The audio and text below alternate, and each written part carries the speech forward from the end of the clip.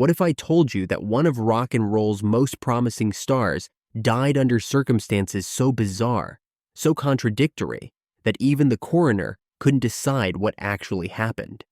Picture this. A young musician's body found soaked in gasoline in a locked car, with evidence so mishandled that the gas can was literally thrown in a dumpster before fingerprints could be taken. This isn't fiction. This is the true story of Bobby Fuller, whose death remains one of music's most haunting mysteries. Welcome to Spotlight Murder by Skoob. I'm your host, Kieran Caldwell, and today we're diving deep into a case that has baffled investigators, tormented a family, and left music fans questioning what really happened on that sweltering July day in 1966. We'll explore the meteoric rise of a Texas musician who captured America's heart with an outlaw anthem, the dark pressures that consumed his final months, and the shocking discovery that ended it all.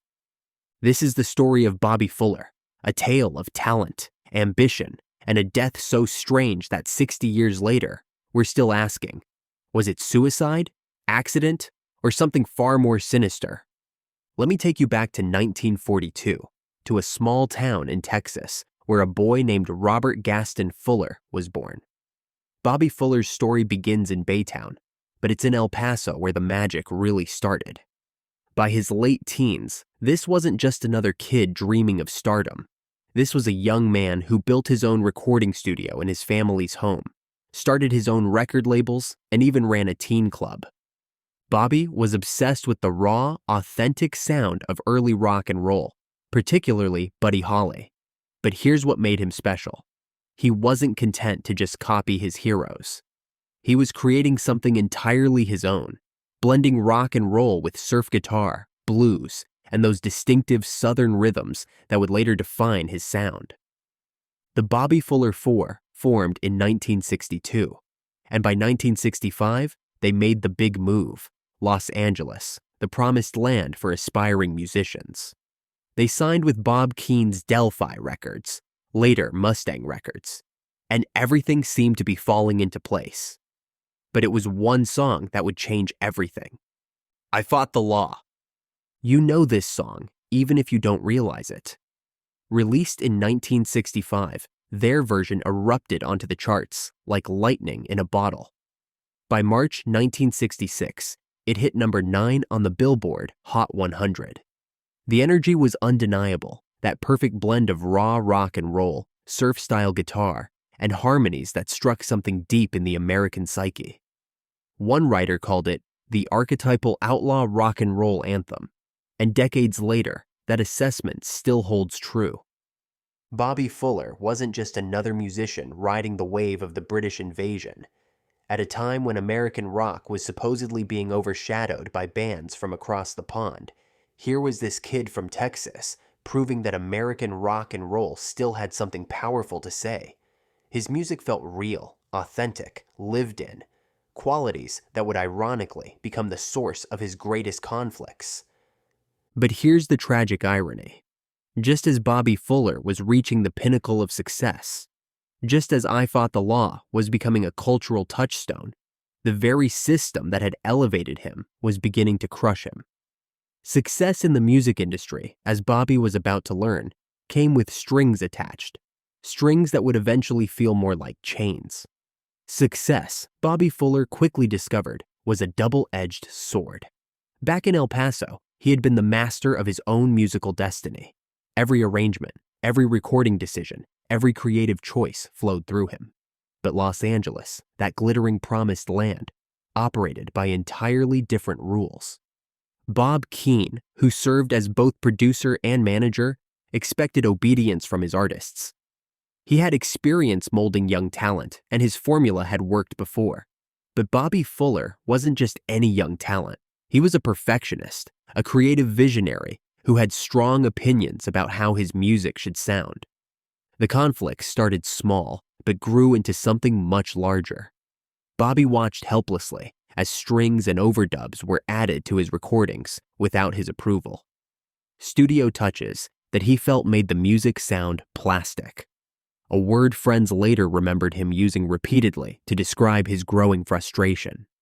The raw, authentic sound that had made I Fought the Law so powerful was being polished and sweetened beyond recognition. But it wasn't just about creative control. The money wasn't adding up either. Here was a band with a top 10 hit, touring constantly, selling records nationwide. Yet Bobby couldn't understand where the profits were going. Several accounts suggest he felt underpaid, confused about the financial arrangements, and increasingly suspicious that he was being taken advantage of. The label insisted on promoting Bobby as the sole focus, creating tension within the band itself. Randy Fuller, Jim Reese, and Dalton Powell, these were Bobby's friends, his musical partners. But suddenly, the business was treating them as replaceable backing musicians. Rumors spread that the band was breaking apart. Reese faced being drafted.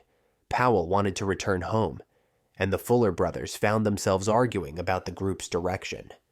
By early 1966, Bobby was telling friends that he felt like a pawn. The young man who had once controlled every aspect of his music now felt trapped in a system where his opinions seemed to matter less than the bottom line. He wanted out, not just out of the contracts, but out of the entire Los Angeles music scene. This wasn't just artistic temperament. Bobby Fuller was recognizing something that many musicians before and since have discovered, that the machinery of the music industry can consume the very creativity it claims to celebrate. He was fighting for his artistic soul, and that fight was about to become much more dangerous than he could have imagined. July 1966. Bobby Fuller walked into the recording studio for what would be his final session, carrying the weight of months of frustration and an increasingly desperate desire for freedom. The song they recorded that day, The Magic Touch, represented everything Bobby had come to resent about his situation. Gone was the raw power that had made I Fought the Law a classic. Instead, The Magic Touch moved toward a more polished soul pop sound. Reports suggest that a young Barry White was involved in the session as an arranger, adding layers of production that must have felt foreign to a musician whose roots were in stripped-down, authentic rock and roll. For Bobby, this session represented a crossroads. On one hand, he was still showing up, still doing the work, still trying to be professional despite the mounting pressure. Colleagues remembered him as functional during these sessions, tired and stressed, but committed to the music. There was even talk of preparing material for a new album, of Bobby transitioning from constant touring to serious studio work. But The Magic Touch failed to capture the lightning that had made his earlier work so special. It didn't chart well nationally, and longtime fans were disappointed by the departure from his signature sound. The commercial failure only added fuel to the fire of Bobby's growing belief that the label was pushing him in the wrong direction. Behind the scenes, a much more serious drama was playing out. Bobby had been having increasingly heated conversations about his contracts. He wanted out of Mustang Records entirely, not just a renegotiation, but a complete break. He was telling friends that he felt mistreated, underpaid, and creatively strangled. One friend later recalled Bobby saying, "I want out. I do not trust them anymore."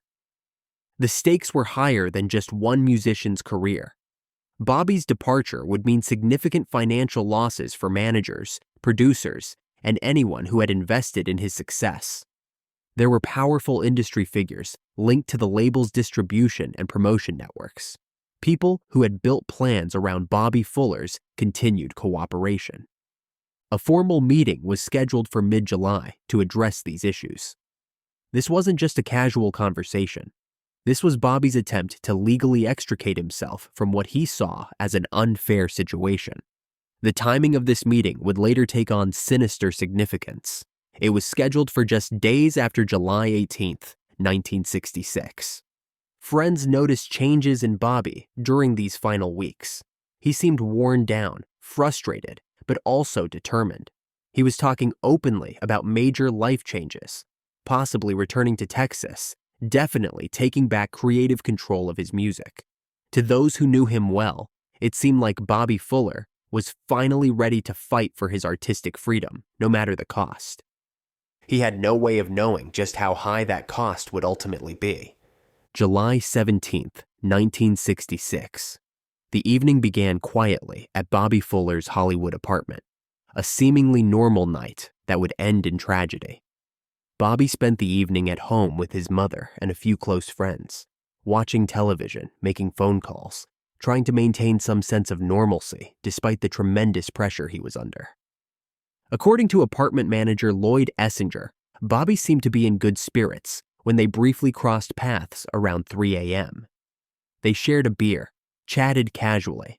Nothing seemed particularly unusual or alarming. It was the kind of late-night encounter that would normally fade into forgotten memory, but it would become one of the last confirmed sightings of Bobby Fuller alive. Sometime during those early morning hours, Bobby received a phone call. Friends and family later remembered this detail because it seemed significant. Someone had contacted him late at night, and Bobby had responded by leaving the apartment. He took his mother's blue Oldsmobile and drove off into the Los Angeles darkness. This is where the story becomes murky, where facts give way to questions that have never been answered. Where did Bobby go? Who had called him? What happened during those missing hours? By early morning, his mother noticed something was wrong. The Oldsmobile was missing from its usual parking spot. This wasn't necessarily alarming at first. Bobby was an adult, after all, and it wasn't unusual for him to use the family car. But as morning turned to afternoon with no word from Bobby, concern began to grow. The car had vanished completely from the apartment complex parking lot. Multiple witnesses would later confirm that it simply wasn't there during the morning and early afternoon hours. This detail would become crucial because of what happened next. Around 5 p.m., Bobby's mother returned from checking the mail and noticed something that must have sent a chill through her. The Oldsmobile was back, parked in its usual spot as if it had never left, but she knew it had been gone all day. She knew something was terribly wrong. As she approached the driver's side door, she could smell gasoline fumes even before opening it. The windows were rolled up, the doors were closed but reportedly unlocked, and the summer heat had turned the car's interior into a toxic oven. When she opened that door, she discovered her son's body slumped across the front seat, motionless, his clothes and hair soaked in gasoline. Bobby Fuller was dead at 23 years old, just months after achieving his greatest success, just days before a meeting that might have changed his life. The official investigation would later focus on the physical evidence, the gas can, the rubber tube, the locked car, but they largely ignored the most troubling question of all. How had that car returned to the parking lot without anyone seeing it, carrying a body that was already in full rigor mortis? The discovery of Bobby Fuller's body presented a scene so disturbing and contradictory that it should have immediately triggered an intensive homicide investigation. Instead, what followed was a series of investigative failures that would haunt this case for decades. Bobby's mother found him lying face up in the front seat of the Oldsmobile, his hand near the ignition key. The air inside the car was thick with gasoline fumes that had been trapped by the closed windows in the summer heat. His hair and clothes were completely saturated, not just damp, but soaked as if someone had deliberately doused him. The visual evidence was shocking. According to witnesses who saw the scene, about half of Bobby's face appeared black and blue, with the rest showing a reddish-purple discoloration. His body showed what the medical examiner called petechial hemorrhages, tiny blood spots under the skin typically caused by suffocation or toxic gas inhalation. On the car's floorboard sat a gas can, roughly 1/3 full, with a rubber siphon tube nearby. Some accounts place this tube in Bobby's right hand, as if he had been in the process of using it when he died. The windows were rolled up, the doors were shut but unlocked, and there was no sign that the engine had been running. But here's where the official story begins to fall apart. The medical examiner's autopsy found no broken bones, no cuts, no major lacerations, at least not in the official report. However, multiple witnesses who saw the body recalled bruising on his arms and what appeared to be a broken finger, injuries that suggested a struggle or violence. Even more troubling was the timeline. The car had been completely absent from the parking lot throughout the morning and early afternoon, yet when Bobby's body was discovered, it was already in full rigor mortis. This physical evidence suggested he had been dead for many hours. But if he had died in that parking space, where had the car been all day? The handling of potential evidence was criminally negligent. According to multiple accounts, a plainclothes officer removed the gas can from the vehicle and threw it into a nearby dumpster before any fingerprints could be taken. The scene was never properly sealed, never treated as a potential homicide, and crucial evidence was literally thrown away. The coroner's report itself became a source of confusion and suspicion. Different versions listed the cause of death as either accident or suicide, but both were followed by question marks, as if the medical examiner himself wasn't certain what had actually happened. This ambiguity wasn't just sloppy paperwork. It reflected the fundamental uncertainty surrounding every aspect of Bobby's death. Perhaps most damning was what wasn't found. No suicide note, no history of depression, no indication that Bobby Fuller had any intention of ending his life. Instead, all evidence pointed to a young man who was frustrated with his career situation, but actively working to change it. The official cause of death was listed as asphyxiation due to gasoline vapor inhalation, but the circumstances raised far more questions than they answered. If this was suicide, why were there signs of a struggle? If it was an accident, how had his body ended up soaked in gasoline? And if it was murder, why wasn't it investigated as such? As Randy Fuller, Bobby's younger brother, would later ask, who would pour gas on himself in a hot car? It's a simple question that cuts to the heart of why this case remains so troubling 60 years later. The ambiguity in the official reports created a vacuum that has been filled by decades of speculation, investigation, and theory. Each explanation for Bobby Fuller's death has passionate supporters and glaring weaknesses, but none has ever been definitively proven. The suicide theory, the initial official explanation, is perhaps the least credible to those who knew Bobby. Friends and family universally reject this possibility. As one friend put it, there was no way that guy would have committed suicide. He didn't want to die. He had too much going for him. Bobby was frustrated with his career, yes, but he was actively working to change his situation, not escape it permanently. The accident theory suggests that Bobby somehow accidentally locked himself in the car with gasoline fumes, or perhaps was experimenting with huffing gasoline and lost control of the situation. This would explain the official cause of death, asphyxiation from gasoline vapors, while avoiding the implications of suicide or murder. But this theory struggles to explain the reported bruising, the broken finger, and the mysterious absence and return of the car. Far more sinister is the murder theory, which comes in several variations. The most straightforward suggests that Bobby was killed by people connected to his record business, individuals who stood to lose significant money if he broke his contracts and left the label. This theory points to Bobby's known conflicts with management, his desire to leave Mustang Records, and the suspicious timing of his death just days before a crucial meeting about his future. A more dramatic version involves organized crime connections. Some researchers have suggested that Bobby's record label had ties to mob-connected distributors, making his departure not just a financial loss, but a potential threat to criminal enterprises. In this scenario, Bobby's death was a message to him and to other artists who might consider breaking their contracts. The romantic jealousy theory introduces a mysterious girlfriend known as Melody, allegedly connected to organized crime figures. According to this narrative, Bobby attended a party on his final night where romantic rivalry or business conflicts led to violence.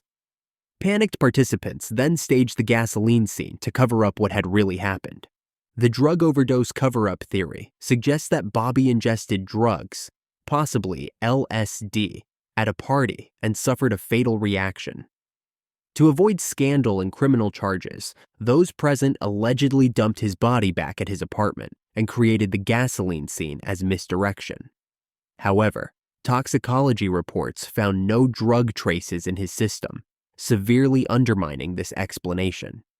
Each theory must grapple with the same fundamental problems: the sloppy handling of evidence, the contradictory physical findings, and the complete absence of credible witnesses to Bobby's final hours. The gas can thrown away before fingerprinting, the failure to treat the scene as a potential crime scene, and the rushed official conclusions all suggest either incompetence or deliberate cover-up.